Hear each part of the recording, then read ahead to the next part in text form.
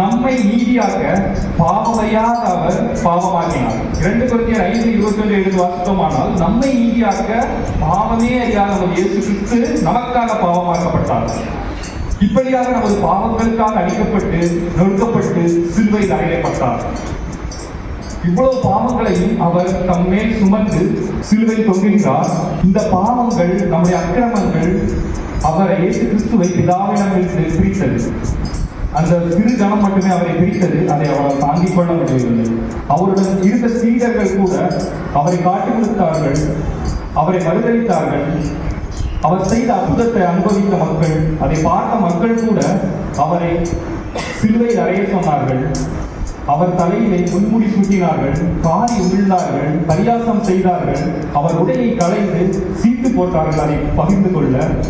பிரதான ஆசாரியர், ஏன் வேதபாரகரும் மூப்பரும் கூடவே அவரை பரியாசம் செய்தார்கள்.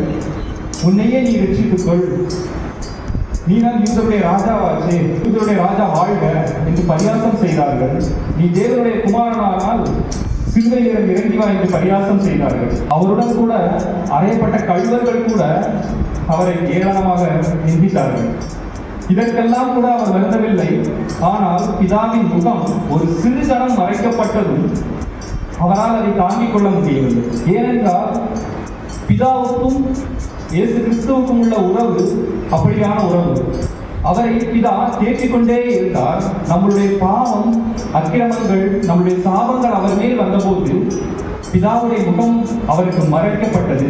அது இயேசு கிறிஸ்துவால் தாங்க முடியவில்லை. பிதாவுக்கும் இயேசு கிறிஸ்துவுக்குமான உறவு யோவான் 8:29 சொல்லப்பட்டுள்ளது போல, என்னை அனுப்பினவர் என்னுடனே கூட இருக்கிறார், அவர் என்னை தனியே இருக்க விடவில்லை என்று கூறப்பட்டிருக்கிறது.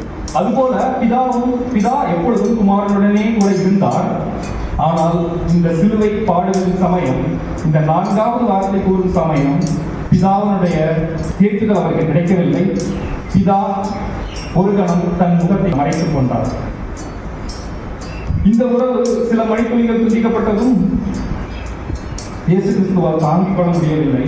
அவர் மிகுந்த வேதனை அடைந்து, சங்கீதம் 22:1 கூறப்பட்ட தீர்க்க தரிசனம் நிறைவேறத்தக்கதாக, என் தேவனே, என் தேவனே, ஏன் என்னை கைவிட்டீர் என்று மிகுந்த சத்தமாய் கூப்பிட்டார்.